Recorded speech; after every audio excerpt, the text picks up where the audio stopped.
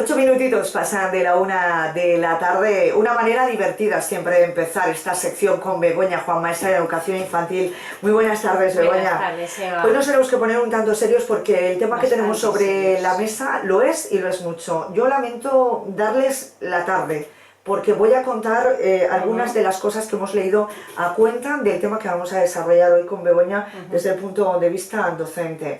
También sigue con nosotros Pilar de Beltrán, aquí estamos escuchando todo lo que está ocurriendo, porque ella tiene opinión también a este respecto, pero antes, si me permiten, conocimos que un niño de 11 años, tan solo 11 años, se suicidó en Leganés tras haber sufrido acoso escolar. Una nota en el escritorio y la ventana abierta había saltado al vacío. Esto es lo que ocurrió. El chico venía sufriendo acoso escolar. Asistió a un colegio en el madrileño distrito de Villaverde. Apenas unas horas más tarde el niño debía acudir a su centro escolar, pero decidió evitarlo de la manera más trágica posible. Este caso recuerda al de otros estudiantes que han acabado con su vida tras ser víctimas del llamado bullying en los colegios, que para que nos entendamos todos, esto no es más que acoso y derribo contra un niño, concretamente por parte de otro u otros.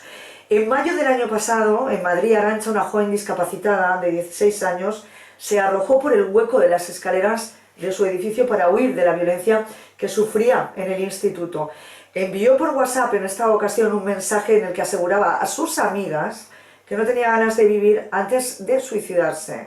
Otro estudiante la dejaba constantemente y la amenazó con pegarle si no le daba 50 euros. En 2013, con esto concluyo, Carla, de 14 años, saltaba desde un acantilado frente al Cantábrico en Gijón. Durante meses sus acosadores la insultaban y martirizaban psicológicamente en clase. También la golpeaban. Finalmente no pudo más y decidió acabar con su vida. Es que se nos pone la carne de gallina con estas cosas. En muchos casos, Begoña, esto ha ocurrido en clase, en institutos, en colegios. Nosotros estábamos hablando de recordación un momentito, que cómo es posible que la comunidad educativa o las personas que están a cargo de estos menores no se den cuenta de que esto está ocurriendo y no se pongan a trabajar en ello de inmediato. A ver, esto es un problema, Eva, que estamos involucrados todos, familias, docentes también, porque tenemos que estar pendientes. Pero sobre todo hay un problema de educación y de comunicación, ¿eh? Debemos educar a los niños para que sepan comportarse en unas normas, en unas disciplinas, en unos valores, en unas actitudes. También debemos educar a los niños para que sepan ser resolutivos, comunicativos. Resolutivos no me refiero, estoy hablando desde el perfil del niño que es acosado. Resolutivos no me estoy refiriendo a que si a un niño le acosan o le pegan, devuelva con la misma moneda, sino que sepa cómo reaccionar ante esta situación, comunicándolo a sus profesores o a quien tenga a mano y por supuesto también a los padres.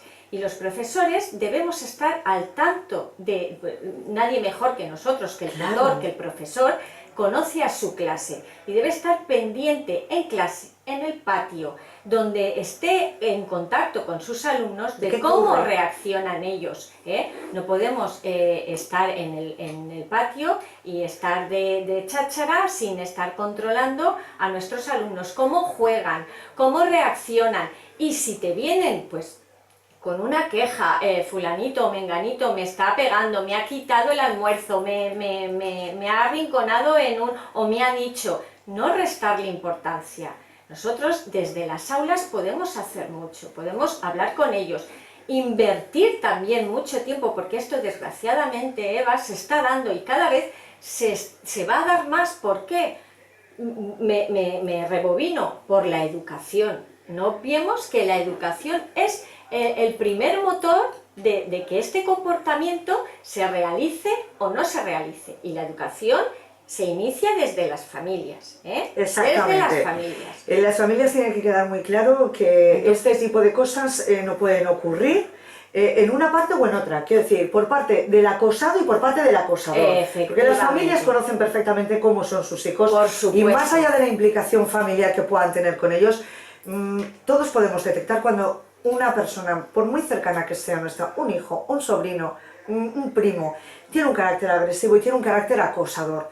Y ahí hay que empezar a trabajar. Lo que no es de recibo es que leamos estas cosas en los periódicos y en los servidores de internet cuando te salta una noticia de estas de última hora. Pilar de Beltrán, lo estábamos comentando hace un momentito. Sí, debería de ser detectable por parte de los profesores, poner remedio en este sentido. No puede pasar por alto una situación así. Yo, claro, lógicamente yo no estoy en el mundo académico, en colegios, yo no lo conozco, pero simplemente desde un punto de vista de lo que es la experiencia de vida.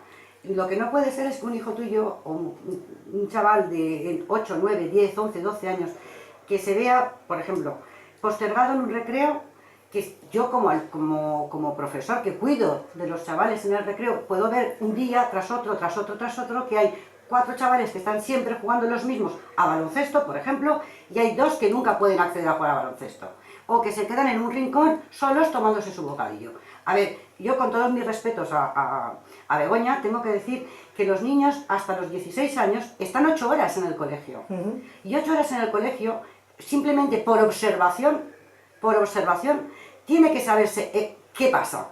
Porque en todos hay niños tímidos, hay niños menos tímidos, hay niños más, lo que se nos quiera contar. Pero para mí, y pese a lo que dice Begoña, en casa los hechos están ahí. Esta persona que con 11 años se ha suicidado. ¿Se ha suicidado? Se ha suicidado. Sus padres no tenían ni idea de lo que pasaba. Ergo, entiendo que es mucho más responsable, entre comillas, la detección de estos asuntos en el colegio, que pasan 8 horas, que en la familia. ¿Por qué? Porque tú llegas de clase a casa.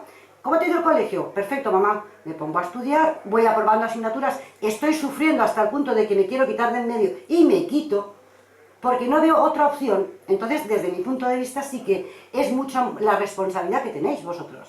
La gente que está en los colegios al cuidado de todo, de un recreo, de un comedor, de un comedor, los de monitores unas de clases. todos. No entiendo cómo esto no se ha detectado por ningún profesor de ninguno de los colegios de los chavales que han acabado con su vida. Claro. Sinceramente, me da igual que me habléis del fiscal de menores, que me habléis de los protocolos.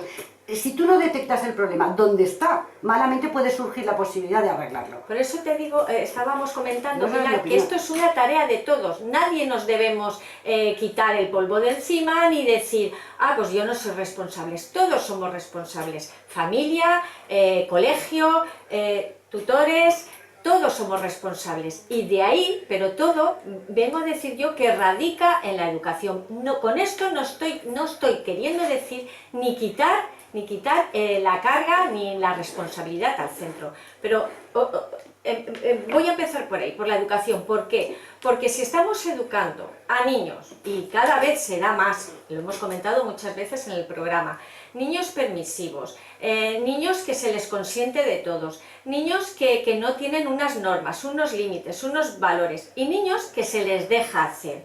Luego mantienes tutorías con los padres.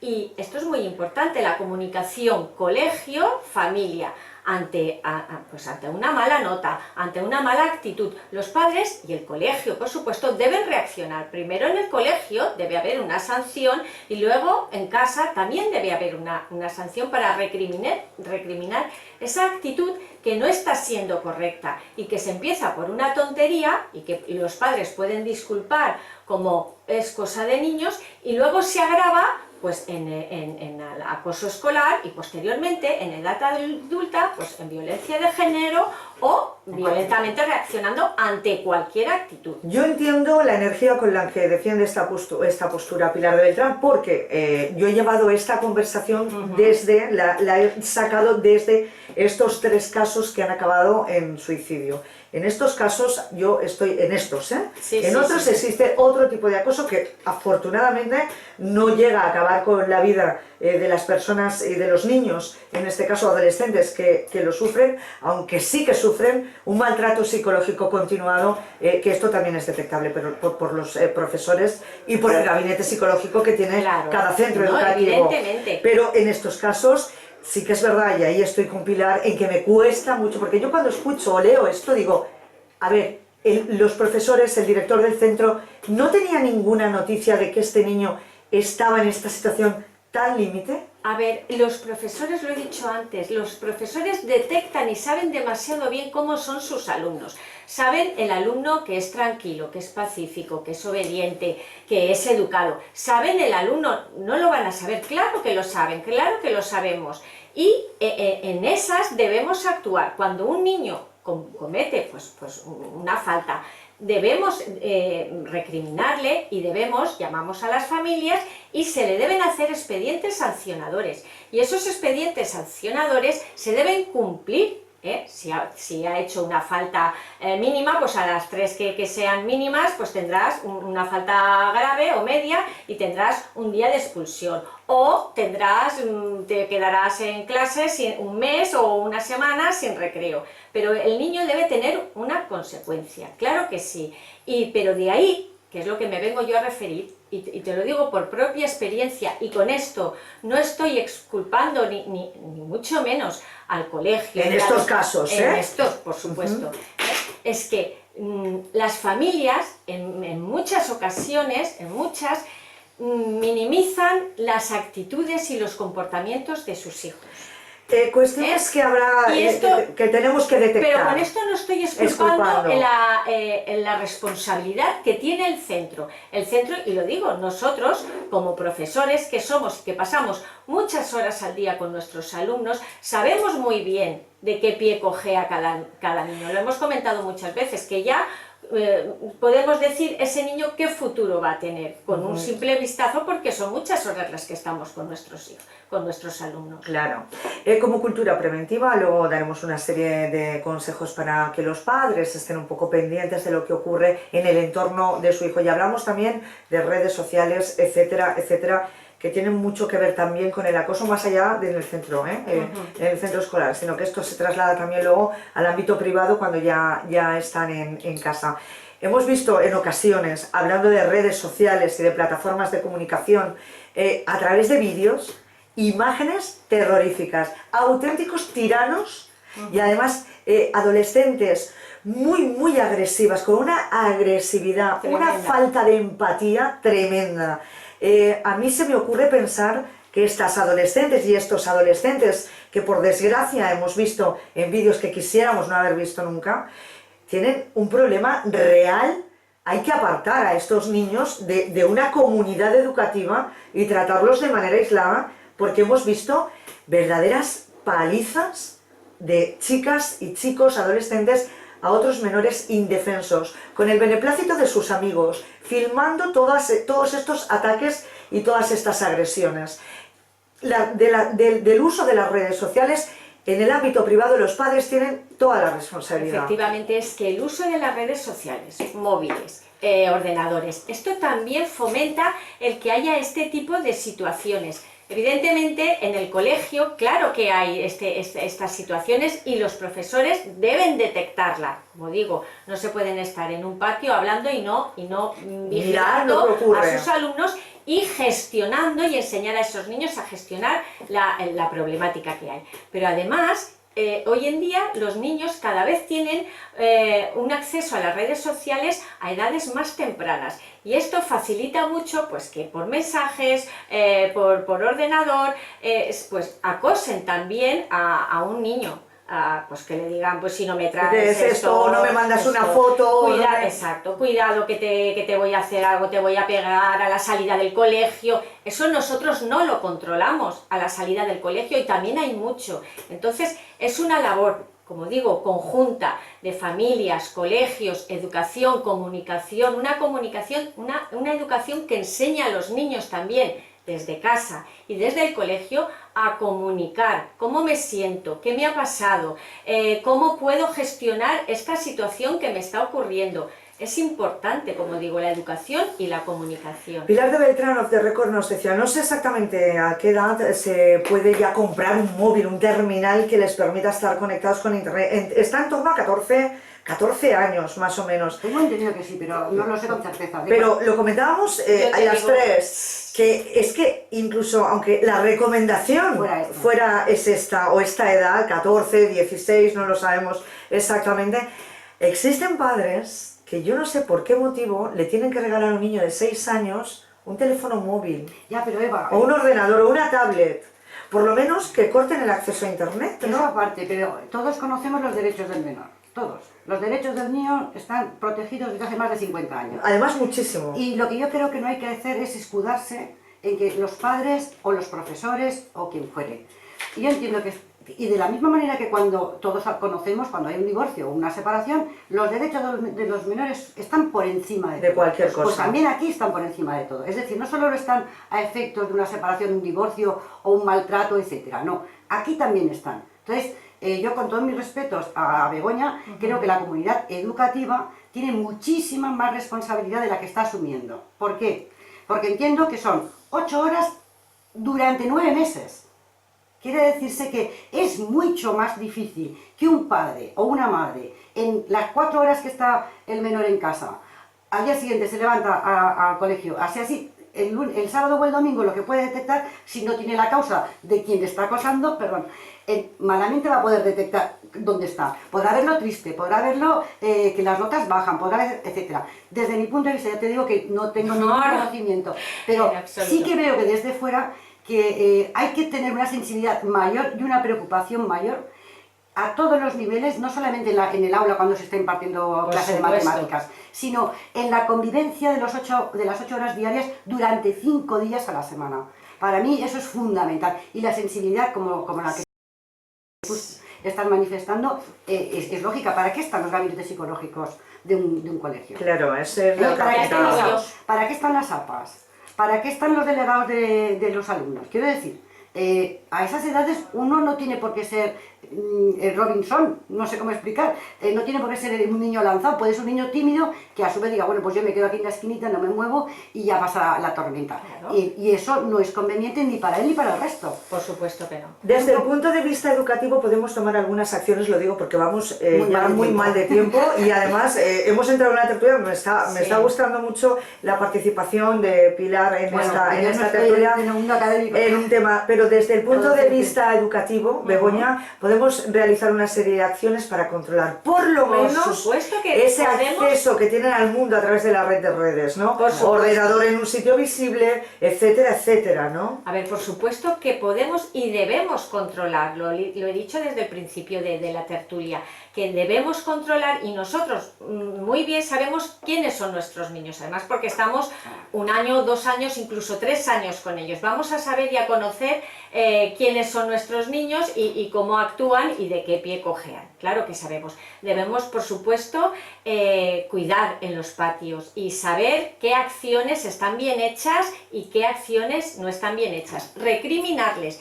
Dedicamos, y eso yo hablo, puedo hablar desde mi propia experiencia, lo que yo gestiono en mi clase y lo que veo en mi colegio. Evidentemente yo no puedo estar al tanto de otros colegios, yo hablo desde mi experiencia. Dedicamos mucho tiempo, y eso lo hemos comentado muchas veces, porque piensas que al final estás ejerciendo una labor que incrementa en tiempo a lo que es una transmisión de conocimientos. Estás educando, que evidentemente intrínsecamente nosotros también educamos, aunque siempre lo hemos dicho, que el eje principal de la educación está en la familia, pero educamos en muchas ocasiones porque tenemos que enseñar a esos niños a gestionar la forma de jugar correctamente, la forma de dirigirse correctamente a sus compañeros. Tenemos que gestionar muchas cosas que encontramos que hay mucha carencia hoy en día en la educación de los niños.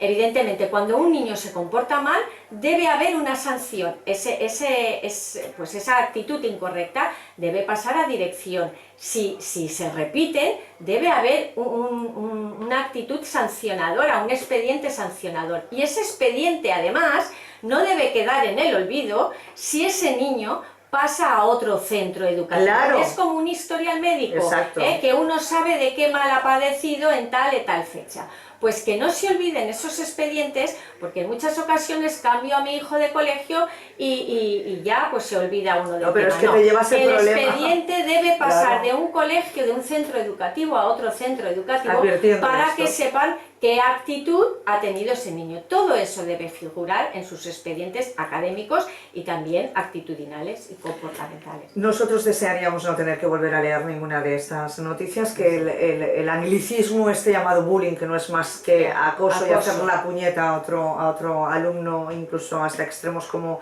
el que hemos leído hace un momentito, pues que no tuviéramos que volver a leer nada de esto ni escuchar ninguna noticia de este tipo sería lo deseable. Mientras tanto, habrá que darles la confianza desde casa a los menores suficiente como para que cualquier problema lo trasladen a los padres, que no tengan ningún tipo de miedo en comunicar en un momento dado a los padres y a los tutores. ¿Qué es lo que ocurre? Educar desde esa confianza, no desde tengo miedo a contarlo, no vaya que encima me caiga una, ¿no? Que esto ocurre muchas veces, porque ellos a lo mejor no son capaces de valorar si lo que les está pasando es culpa suya o no, y allí los padres tienen que hacer también una labor importante, pero sobre todo ante un caso de extrema gravedad como estos, los educadores, los profesores, los maestros, por supuesto, tomar medidas y si hace falta aislar al sujeto que acosa, aislarlo, mandarlo a casa o ponerlo en conocimiento de quien sea para evitar que casos como estos se vuelvan a repetir. Estamos hablando de un niño de 11 años, de una chica de 14 y de una joven discapacitada de 16 años. Estamos hablando de menores de edad y en el caso del chico, 11 años. Madre mía de mi vida, en fin. Normalmente es más amable este espacio. Sí, es verdad, hoy hemos tenido, pero yo creo que deberíamos hablar de este tema. Los temas que nos ponen así en un estado más vehemente, hay que tratarlos también en ocasiones y le agradecemos muchísimo a Begoña Juan el tema que nos planteó y que nos puso sobre la mesa. Gracias, Begoña. A vosotros. Pilar de Beltrán, que te he dicho 10 minutos y te he tenido aquí retenida. Encantada de la vida. Acoso y derribo ha sido esto, ¿no? Oye, pues me gusta a mí esta tertulia, no descarto ya repetir hazaña. Así hay más Gracias.